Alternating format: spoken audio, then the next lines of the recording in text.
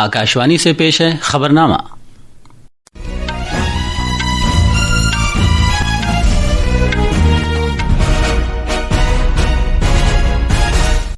आदाब। खबरनामे के साथ मैं असदुल्ला। पहले इस वक्त की खास खबरें। वजीर आजम नरेंद्र मोदी ने क्रोएशिया का अपना पहला दौरा मुकम्मल कर लिया है। उन्होंने तनाज़ात के पुरअमन हल पर जोर दिया और दहशतगर्दी की मजम्मत करते हुए इसे इंसानियत का दुश्मन करार दिया। भारत और क्रोएशिया ने ज़राअत, सकाफत और टेक्नोलॉजी के शोबों नीज़ ज़ेग्रेब यूनिवर्सिटी में हिंदी चेयर कायम करने से मुताल्लिक़ मफाहमतनामों पर दस्तखत किए। सिंधु ऑपरेशन के तहत पहली बचावकारी परवाज ईरान से 110 भारतीय तलबा को लेकर नई दिल्ली पहुंची। खित्ते में अमरीकी फौजी तैनाती में इजाफे के साथ इसराइल और ईरान के दरमियान तनाज़े ने शिद्दत इख्तियार कर ली है। तेहरान ने खबरदार किया है कि ये कार्रवाई मुकम्मल जंग का पेश ख़िमा साबित होगी। और security and exchange board of India SEBI ने सरकारी सेक्टर की कंपनियों को फहरिस्त से खारिज करने, नीज सरकारी बॉन्ड्स में गैर मुल्की सरमायाकारी के लिए राह हमवार करने समेत बाजार में अहम इस्लाहात को मंजूरी दी है। अब खबरें तफसील से। वजीर आजम नरेंद्र मोदी ने क्रोएशिया का अपना तारीखी और पहला सरकारी दौरा मुकम्मल कर लिया है और वो नई दिल्ली वापस आ रहे हैं। आला सतही मसरूफियात से भरे इस दौरे ने भारत और क्रोएशिया के बाहमी ताल्लुकात में अहम इजाफे की निशानदेही की और मुस्तकबिल के स्ट्रेटेजिक ताआवुन के लिए राह हमवार की। वसती और जुनूब मशरक़ी यूरोपीय मुल्क के अपने एक दिन के दौरे के दौरान वजीर आजम मोदी ने बानसिक दौरी में क्रोएशिया के अपने हम मनसब आंद्रे प्लेंकोविच के साथ वफ्द सतह की वसी बातचीत की। दोनों रहनुमाओं ने आलमी अमन, जमहूरी अक़दार, नीज़ तिजारत, टेक्नोलॉजी और सकाफत में बाहमी इश्तराक व ताआवुन को वसअत देने के लिए मुश्तरका अज़्म पर जोर देते हुए एक मुश्तरका प्रेस बयान जारी किया। वज़ीर आज़म मोदी ने तनाज़ात के पुरअमन हल की पुरजोर वकालत करते हुए कहा कि चाहे यूरोप हो या एशिया, जंग के मैदान में कोई भी हल तलाश नहीं किया जा सकता। उन्होंने कहा कि मुज़ाकरात और सिफारतकारी ही आगे बढ़ने के लिए काबिल अमल रास्ते हैं। जनाब मोदी ने तमाम मुल्कों की खुद मुख्तारी और इलाकाई सालमियत का एहतराम करने के भारत के मुस्तकिल मौक़िफ़ का इआदा किया। दहशतगर्दी को इंसानियत का दुश्मन करार देते हुए जनाब मोदी ने पहलगाम में 22 अप्रैल को हुए दहशतगर्दाना हमले के बाद भारत के साथ यकजहती का इजहार करने के लिए क्रोएशिया की क़यादत और अवाम का शुक्रिया अदा किया। हम सहमत हैं कि आतंकवाद मानवता का दुश्मन है, लोकतंत्र में विश्वास रखने वाली शक्तियों का विरोधी है। 22 अप्रैल को भारत में हुए आतंकी हमले पर संवेदनाओं के लिए हम प्रधानमंत्री जी और क्रोएशिया सरकार के हार्दिक आभारी हैं। ऐसे कठिन समय में हमारे मित्र देशों का साथ हमारे लिए बहुत मूल्यवान था। हम दोनों सहमत हैं कि आज के वैश्विक वातावरण में भारत और यूरोप की साझेदारी बहुत महत्व रखती है। दोनों रहनुमाओं ने दो तरफा तिजारत को मजीद वसअत देने और लचकदार काबिल एतमाद सप्लाई चेन बनाने पर भी इत्तेफाक राय किया।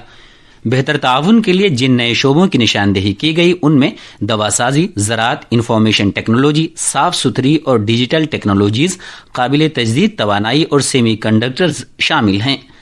जनाब मोदी ने जहाजी सामान, साइबर सिक्योरिटी और दिफा में बढ़ते हुए ताउन को उजागर किया। दिफाई ताउन के लिए एक तवील मुद्दती मंसूबा तैयार किया जाएगा जिसमें मुश्तरका तरबियत, फौजी तबादले और सनअत की सतह पर शराकत दारी को शामिल किया जाएगा। बाहमी ताल्लुकात को मजबूत बनाने की सिमत में एक अहम कदम उठाते हुए दोनों ममालिक ने 4 मफाहमतनामों पर दस्तखत किए। ज़राअत और मुताल्लिका शोबों में बाहमी ताउन के लिए पहले मफाहमतनामे पर दस्तखत किए गए। 2026-2030 के लिए सकाफती तबादले के प्रोग्राम के लिए दूसरे मफाहमतनामे दस्तखत किए गए। 2025-2029 की मुद्दत के लिए दोनों ममालिक की मुताल्लिका वजारतों के दरमियान साइंस और टेक्नोलॉजी के शोबे में ताउन के प्रोग्राम के लिए तीसरे मफाहमतनामे पर दस्तखत किए गए। चौथा मफाहमतनामा यूनिवर्सिटी ऑफ ज़ेग्रेब में हिंदी चेयर के क़याम से मुताल्लिक है। वज़ीर आज़म मोदी ने क्रोएशिया में योगा की बढ़ती हुई मकबूलियत की भी तारीफ की। यहाँ पर योग की लोकप्रियता को मैंने स्पष्ट रूप से अनुभव किया है। 21 जून को अंतर्राष्ट्रीय योग दिवस है और मुझे विश्वास है कि हमेशा की तरह क्रोएशिया के लोग इसे धूमधाम से मनाएंगे। एक और अहम मसरूफियत में वजीर आजम मोदी ने क्रोएशिया के सदर زوران میلانووچ کے ساتھ ایک علیحدہ میٹنگ کی. دونوں رہنماؤں نے باہمی تعلقات کو مضبوط بنانے کے لیے مشترکہ ویژن کا اعادہ کرتے ہوئے خوشگوار بات چیت کی. کروشیا کے وزیر اعظم آندرے پلینکووچ نے زیگریب میں وزیر اعظم مودی کے اعزاز میں ایک عشائیے کا اہتمام کیا. وزیر اعظم نریندر مودی نے نئی دلی کے لیے روانہ ہوتے ہوئے کروشیا کی حکومت اور عوام کا ان کی مہمان نوازی کے لیے تہ دل سے شکریہ ادا کیا. پیش ہے وزیر اعظم کے کروشیا دورے کی کوریج کرنے والے ہمارے نامہ نگار کی ایک رپورٹ. وزیر اعظم نریندر مودی کا کروشیا کا تاریخی دورہ دوستی، تعاون اور مشترکہ عالمی نظریے کے ایک مضبوط پیغام کے ساتھ کامیابی سے اختتام پذیر ہوا. ایک اہم سفارتی پیش رفت میں وزیر اعظم مودی نے زغریب میں اپنے قیام کے دوران کروشیا کے وزیر اعظم آندرے پلینکووچ اور صدر زوران میلانووچ کے ساتھ میٹنگ کی. صدر میلانووچ کے ساتھ ان کی میٹنگ میں امن، جمہوریت اور کثیر جہتی تعلقات سمیت عالمی مسائل پر دونوں ممالک کے درمیان بڑھتی ہوئی اسٹریٹجک وابستگی کو اجاگر کیا گیا. دونوں رہنماؤں نے دو طرفہ تعلقات کو بڑھانے، تعلیمی اور ثقافتی تبادلوں کو وسعت دینے اور مختلف پلیٹ فارم پر تعاون کو فروغ دینے میں خصوصی دلچسپی کا اظہار کیا. زغریب، کروشیا سے سنجیو کی رپورٹ کے ساتھ خبرنامے کے لیے میں حبیب الرحمان. شمالی ایران سے ایک طیارہ 110 بھارتی طلبہ کو لے کر پہلی بچاؤ کاری پرواز کے تحت نئی دلی پہنچا. بھارت نے ایران اور اسرائیل کے درمیان جاری تنازع کی وجہ سے بگڑتی ہوئی صورتحال کے پیش نظر اپنے شہریوں کو ایران سے نکالنے کے لیے آپریشن سندھو شروع کیا ہے. پہلے مرحلے کے طور پر تہران میں بھارتی سفارت خانے نے اس مہینے کی 17 تاریخ کو شمالی ایران سے 110 بھارتی طلبہ کو بحفاظت آرمینیا میں داخل ہونے میں مدد فراہم کرتے ہوئے ان کو وہاں سے نکال لیا ہے. طلبہ نے ایران اور آرمینیا میں بھارتی مشنوں کی نگرانی میں آرمینیا کی راجدھانی یروان تک سڑک کے راستے اپنا سفر طے کیا. یہ طلبہ یروان سے ایک خصوصی طیارے کے ذریعے آج صبح نئی دلی پہنچ گئے ہیں. آکاشوانی نیوز سے بات کرتے ہوئے تہران میں MBBS کے ایک طالب علم امان نظر نے ایران میں سیکیورٹی چیلنجوں کے درمیان انخلا کے بعد اپنا تجربہ شیئر کیا. My name is Aman Nazar. I am from India. I was in Urmia, Iran. I was for MBBS there. I came back safely. Big thanks for Indian government and officials and police and everyone. We are very glad to be here, meeting our family. Jammu Kashmir سے تعلق رکھنے والے ایک اور طالب علم Dhahran but جو MBBS کر رہے ہیں، انہوں نے مرکزی حکومت سے اظہار تشکر کیا ہے. My name is Zehran Bhatt. I am from Jammu and Kashmir. I am really thankful for India. They did really a great job. They evacuated us really quickly and I am feeling so happy on my soil, on my land. Jammu Kashmir سے تعلق رکھنے والے ایک اور طالب علم تی اسلام نے وزارت خارجہ کی طرف سے انہیں وہاں سے نکالنے میں کیے گئے انتظامات کی تعریف کی. میرا نام تامحید الاسلام ہے. میں Urmia university of medical science Iran میں 5th ایئر MBBS اسٹوڈنٹ ہوں. میں آج ایران سے آیا اور ہم گورنمنٹ آف انڈیا کے بہت شکر گزار ہیں، پرٹیکولرلی فارین منسٹر افیئرس کے. انہوں نے بہت اعلی خدمت ہماری کی اور ہمیں یہاں تک فاسٹ ٹریک بیسس پہ لایا. چاہے آرمینیا کے ایمبیسڈر، انہیں بہت ہماری خدمت کی اور ہمیں محسوس کرنے نہیں دیا کہ ہمیں کوئی پرابلم ہوئی ہوگا. بھارت بیرون ملک مقیم بھارتی شہریوں کی حفاظت اور سلامتی کو اولین ترجیح دیتا ہے. جاری آپریشن کے ایک حصے کے طور پر ایران نے بھارتی سفارت خانہ بڑی تعداد میں بھارتی شہریوں کی مدد فراہم کر رہا ہے کہ وہ ایران کے اندر بڑھتی ہوئی کشیدگی والے علاقوں سے نسبتاً محفوظ علاقوں میں منتقل ہو جائیں. ایران میں بھارتی شہریوں کو رابطے میں رہنے کا مشورہ دیا گیا ہے. تہران میں بھارتی سفارت خانہ اپنی ہنگامی ہیلپ لائن کے ذریعے اور نئی دلی میں وزارت خارجہ کی طرف سے قائم کردہ 24 گھنٹے 7 دن ایک کنٹرول روم قائم کیا ہے. نئی دلی میں کنٹرول روم کا ہیلپ لائن نمبر ہے +91 11 2301 2113 +91 2301 4104 اور +9 111 2301 7905. اسرائیل اور ایران کے درمیان جنگ ڈرامائی طور پر شدت اختیار کر گئی ہے. اسرائیلی افواج نے پورے ایران میں سلسلے وار 3 فضائی حملے کیے ہیں. ایرانی حکام مسلسل بمباری سے بڑھتے ہوئے جانی نقصان کی اطلاع دے رہے ہیں.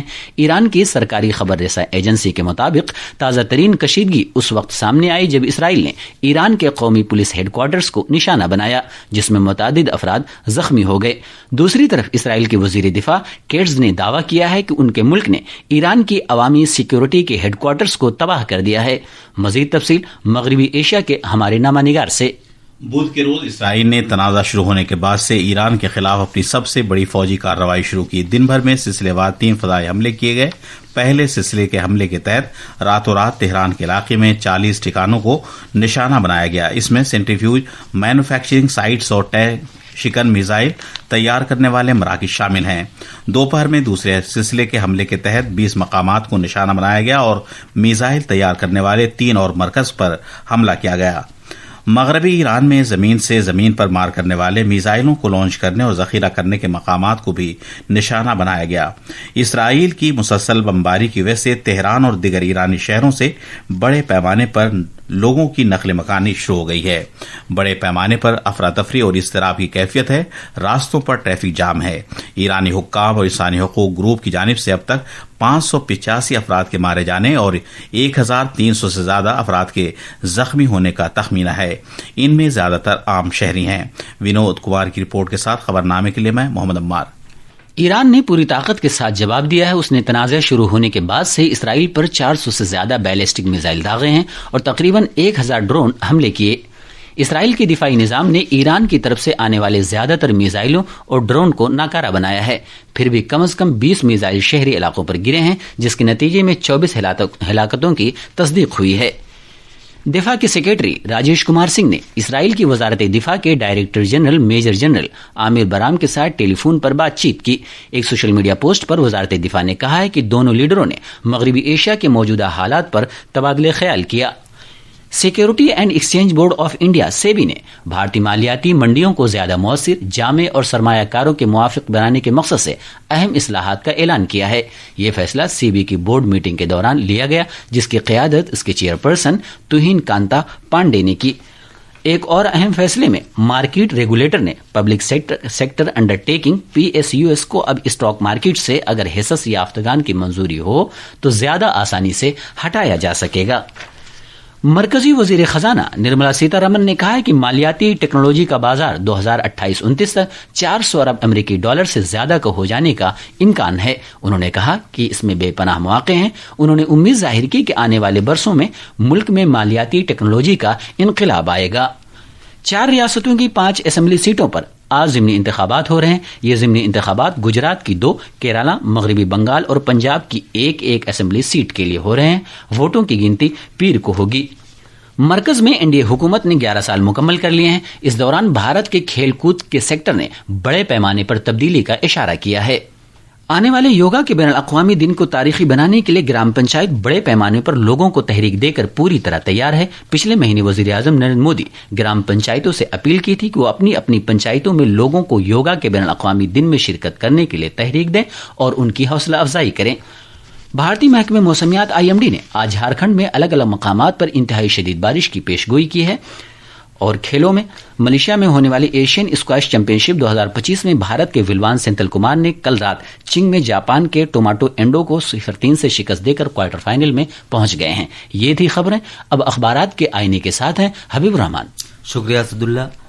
قومی راجدھانی دلی سے شائع ہونے والے آج کے بیشتر اردو اخباروں نے وزیر اعظم نریندر مودی کی امریکی صدر ڈونلڈ ٹرمپ سے ٹیلی فون پر 35 منٹ طویل گفتگو کی خبر کو اپنی شہ سرخی بنایا ہے. روزنامہ راشٹریہ سہارا لکھتا ہے پاکستان سے رشتے اور کشمیر پر کسی کی ثالثی قبول نہیں.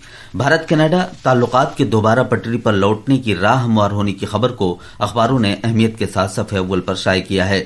ایران اسرائیل کے درمیان جاری تنازع کی وجہ سے بگڑتی ہوئی صورتحال کے پیش نظر حکومت نے ایران سے 110 طلباء کو نکالا ہے. روزنامہ انقلاب نے اس خبر کو نمایاں طور پر صفحہ اول پر جگہ دی ہے. اور اب آخر میں خاص خبریں ایک بار پھر. وزیر اعظم نریندر مودی نے کروشیا کا اپنا پہلا دورہ مکمل کر لیا ہے. انہوں نے تنازعات کے پرامن حل پر زور دیا اور دہشت گردی کی مذمت کرتے ہوئے اسے انسانیت کا دشمن قرار دیا. بھارت اور کروشیا نے زراعت، ثقافت اور ٹیکنالوجی کے شعبوں نیز زگریب یونیورسٹی میں ہندی چیئر قائم کرنے سے متعلق مفاہمت ناموں پر دستخط کیے ہیں. سندھو آپریشن کے تحت پہلی بچاؤکاری پرواز ایران سے 110 بھارتی طلبہ کو لے کر نئی دلی پہنچا. خطے میں امریکی فوجی تعیناتی میں اضافے کے ساتھ اسرائیل اور ایران کے درمیان تنازع نے شدت اختیار کر لی ہے. تہران نے خبردار کیا ہے کہ ایک کارروائی مکمل جنگ کا پیش خیمہ ثابت ہوگی. اور اسی کے ساتھ خبرنامہ ختم ہوا.